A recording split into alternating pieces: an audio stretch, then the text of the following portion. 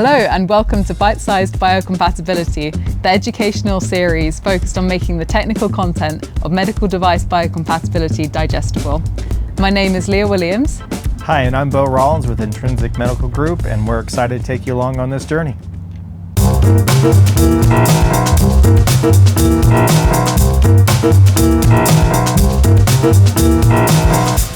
All right, so welcome to Bite-Sized Biocompatibility. Yeah, so I guess we can just jump right in with what is bite-sized biocompatibility? Well, if we want to think back on this, right? Like when you came to me about the series, it was because there was no training out there that really could help someone who's new to the industry or someone who's in regulatory or design, that they didn't have any materials or any way to be able to learn the basic concepts and things around biocompatibility when you joined. And so the premise behind this, right, and what your mission and goal is to be able to create an educational platform and system that can take the complex rigors of biocompatibility and, as you've eloquently put it, make them accessible.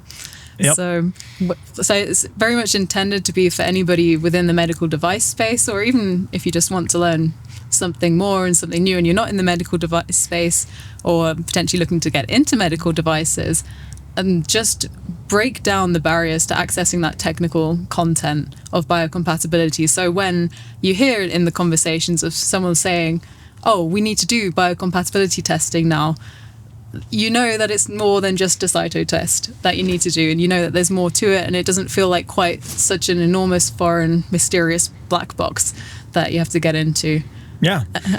So definitely, and I think what everyone wants to know is, who is Leah? Who's Leah Williams? Well, hi. I'm Leah Williams. And yeah, I came into the biocompatibility space off the back of doing a PhD in biomaterials engineering, and honestly found it through asking the question of, what do I do now? I'm getting my degree in biomaterials. Where can I take this next? And I sort of had done a placement year in the medical device industry and knew that it was an industry that I really found interesting and purposeful to be working in. But I knew that what I'd been doing wasn't maybe 100% aligned with what I wanted to do in the future.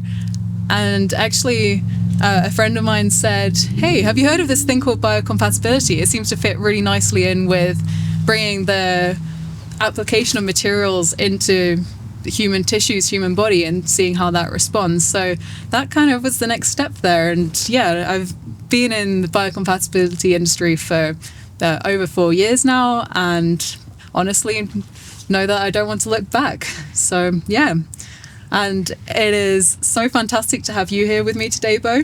So I know that everyone else is thinking, for those who don't already know Beau, who is Beau?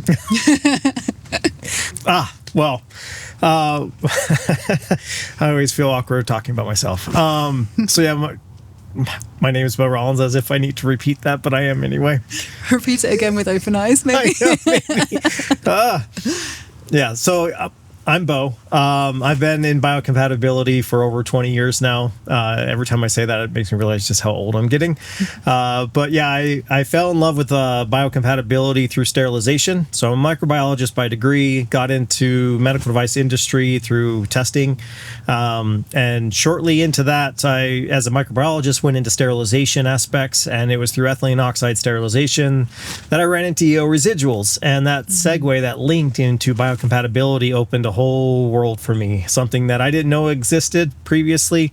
Definitely nothing like this existed back then, and it really just resonated with me. It was always my intent going in med device was patient safety and making sure that what we do, and that patients are always going through such traumatic experiences already that the last thing they need is their therapy or their device or whatever's being used to treat them to hurt them. And then when I found biocompatibility, like I said, it just resonated with me, and I've been doing it ever since. I'm very passionate into the industry, as people may know. Definitely love to be involved with standards and developing the sciences behind it, understanding the sciences behind it. That's just part of my inquisitive nature. So I'm work on ISO committees. I'm an ISO secretary now for Working Group 12, co-chair for implantation and nanomaterials, and then just anything and everything, eat, breathe, sleep, bleed, biocomp, if that's the right term for it. Yeah, I think that message of really coming into it wanting to help improve patient safety and really doing it for the patients is one that resonates with a lot of people within the industry. So, I sure hope so. Yeah. I don't think you should be in medical devices if you don't care about patients' safety. No, true. Well, we do need more technical aspects as well, but yes, fair enough. But yeah, I'm actually curious to hear. You, as you already mentioned earlier, my impression coming into the field was that actually the technical content behind biocompatibility, well, even though the standards are very comprehensive and they are good to go through to find out more information about it, it is still pretty inaccessible for someone who's maybe newer in the industry coming into it for the first time, trying to understand what biocompatibility is, what the different methods are, what method you choose, and what's applicable for your device as well. But so I'm really curious to hear what your impression was when you came into the industry and how you actually found that you were able best to learn about biocompatibility. I mean, when I came in the industry, the 10993 series was relatively new. It had been around for a few years, but not globally accepted.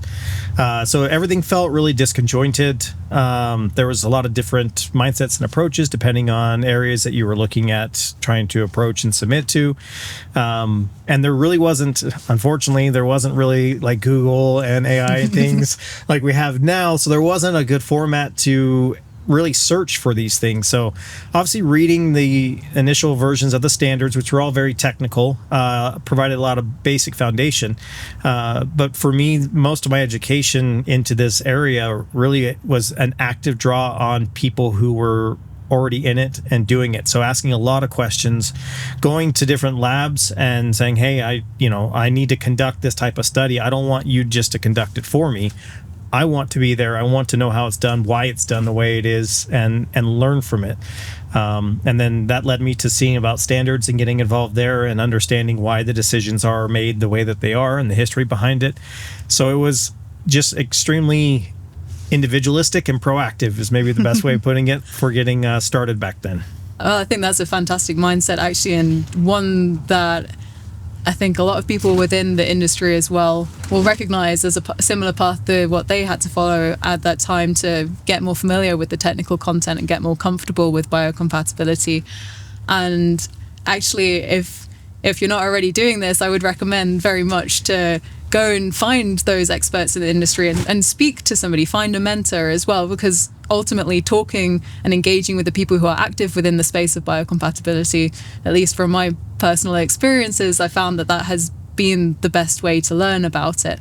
But yeah, just looping it back around to the intent of this is that hopefully this podcast series will give you a good foundational understanding of the different concepts within biocompatibility and allow you to access those conversations and in meetings when you're discussing with maybe a CRO or somebody who is going to be conducting biocompatibility, or if you yourself are looking to become a biocompatibility specialist or are already in biocompatibility, then hopefully this will help you take your knowledge to the next step. Love it. Cool. Yeah, I couldn't have been more excited when you brought the idea, the concept forward, because there's truly a gap here, I think, in industry, and something that can truly set a understandable and simplistic foundation to the sciences that we've come to, love and grow and desire so much. Maybe not desire is the right word. Oh, we're getting back into all that. I know. Bring the apples out. Step back there, yeah. Anyway, well, yeah, thank you so much for tuning in for our pilot episode, and we're very excited to bring this series to you. So whilst you're digesting that information, feel free to reach out to us at any time with any questions. You can contact us through LinkedIn, and we'll throw our email addresses in the caption below as well. And yeah, bring your appetites for the next episode.